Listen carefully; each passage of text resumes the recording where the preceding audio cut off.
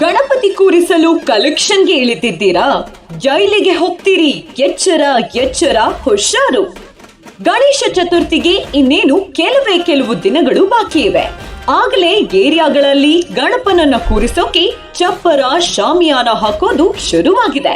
ಬೀದಿ ಬೀದಿಗಳಲ್ಲಿ, ಶೆಡ್ಗಳಲ್ಲಿ ಕಲರ್ ಗಣೇಶನ ಮೂರ್ತಿಗಳು ಮಾರಾಟಕ್ಕೆ ಬಂದಿವೆ. ಇದೆಲ್ಲದಕ್ಕಿಂತ ಮುಖ್ಯ ಅಂದ್ರೆ ಗಣೇಶ ಕಲೆಕ್ಷನ್. ಕೈಯಲ್ಲಿ ಬಿಲ್ ಬುಕ್ ಹಿಡಿದು ಹಬ್ಬಕ್ಕೆ ಹಣ ಸಂಗ್ರಹಿಸೋ ಕೆಲಸ ಕೂಡ ಶುರುವಾಗಿದೆ.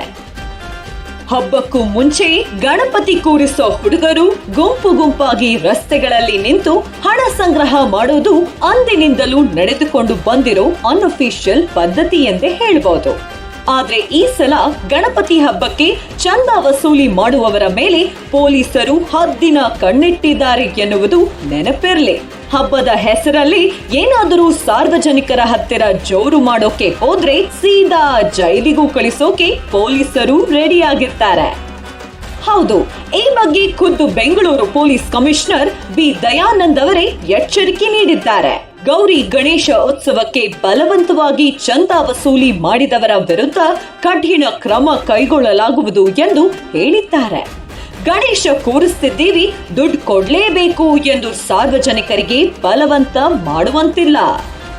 ಗಣೇಶನ ಮೂರ್ತಿ ಪ್ರತಿಷ್ಠಾಪನೆ ಹಾಗೂ ಇತರೆ ಕಾರ್ಯಕ್ರಮಗಳ ಆಯೋಜನೆಯ ಹೆಸರಲ್ಲಿ ಬಲವಂತವಾಗಿ ಹಾಗೂ ಕಾನೂನು ಬಾಹಿರವಾಗಿ ಹಣ ಸಂಗ್ರಹಿಸುವವರ ವಿರುದ್ಧ ಕಾನೂನು ಕ್ರಮ ಕೈಗೊಳ್ಳುವಂತೆ ಪೊಲೀಸರಿಗೆ ಖಡಕ್ ಆದೇಶ ಕೂಡ ನೀಡಿದ್ದಾರೆ. ಹಾಗಾಗಿ ಸಾರ್ವಜನಿಕರು ಕೊಟ್ಟರಷ್ಟೇ ದುಡ್ಡು ತೆಗೆದುಕೊಳ್ಬೇಕು.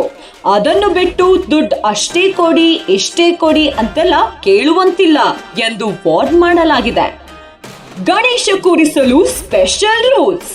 ಗಣೇಶ ಹಬ್ಬ ಆಯೋಜಿಸುವವರಿಗೆ ಪೊಲೀಸರು ಕೆಲವು ಕಟ್ಟುನಿಟ್ಟಿನ ನಿಯಮಗಳನ್ನು ರೂಪಿಸಿದ್ದಾರೆ. ಅದೇನಂದ್ರೆ, ವಿವಾದಿತ ಸ್ಥಳಗಳಲ್ಲಿ ಗಣೇಶ ಮೂರ್ತಿ ಪ್ರತಿಷ್ಠಾಪನೆ ಮಾಡುವಂತಿಲ್ಲ.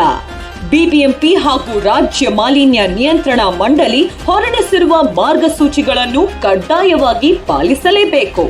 ಮೂರ್ತಿ ಪ್ರತಿಷ್ಠಾಪನೆ ಹಾಗೂ ಗಣೇಶ ವಿಸರ್ಜನಾ ಮೆರವಣಿಗೆ ವೇಳೆ ಯಾವುದೇ ಅಹಿತಕರ ಘಟನೆಗಳು ನಡೆಯದಂತೆ ಎಚ್ಚರಿಕೆ ವಹಿಸಬೇಕು. ಒಂದು ವೇಳೆ ಯಾವುದೇ ಅಪರಾಧಗಳು ನಡೆದರೆ ಅದಕ್ಕೆ ಆಯೋಜಕರೇ ಜವಾಬ್ದಾರಿ ಹೊರಬೇಕು. ಗಣೇಶನನ್ನು ಕೂರಿಸುವ ಸಂಘದವರು ತಮ್ಮ ಸಂಪೂರ್ಣ ವಿವರಗಳನ್ನು ಸ್ಥಳೀಯ ಪೊಲೀಸ್ ಸ್ಟೇಷನ್ಗಳಲ್ಲಿ ದಾಖಲಿಸಬೇಕು. ಇನ್ನು ಸಾರ್ವಜನಿಕ ಸ್ಥಳದಲ್ಲಿ ಗಣೇಶ ಮೂರ್ತಿ ಪ್ರತಿಷ್ಠಾಪನೆಗೂ ಮುನ್ನ ಸಂಬಂಧಪಟ್ಟ ಠಾಣೆಯಿಂದ ಪರ್ಮಿಷನ್ ಪಡೆಯಬೇಕು. ಸಾರ್ವಜನಿಕರು ಹಾಗೂ ವಾಹನ ಸಂಚಾರ ಹೆಚ್ಚಾಗಿರುವ ರಸ್ತೆಗಳಲ್ಲಿ ಗಣೇಶ ಕೂರಿಸುವಂತಿಲ್ಲ. ಚಪ್ಪರ, ಶಾಮಿಯಾನ ಹಾಕಲು ಪರವಾನಗಿ ಪಡೆದುಕೊಳ್ಳಬೇಕು. ಬೆಳಿಗ್ಗೆ 6ರಿಂದ ರಾತ್ರಿ 10ರವರೆಗೆ ಮಾತ್ರ ಸೌಂಡ್ ಬಾಕ್ಸ್ಗಳ ಬಳಕೆ ಅನುಮತಿ ಪಡೆಯಬೇಕು.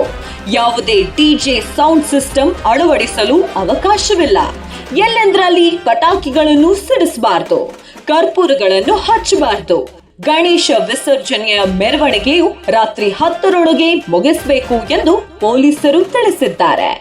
ಒಟ್ನಲ್ಲಿ ಗಣೇಶ ಹೆಸರಲ್ಲಿ ಚಂದ ವಸೂಲಿಗೆ ಹೋಗೋರು ಕೊಂಚ ಎಚ್ಚರಿಕೆಯಿಂದಿರಬೇಕು.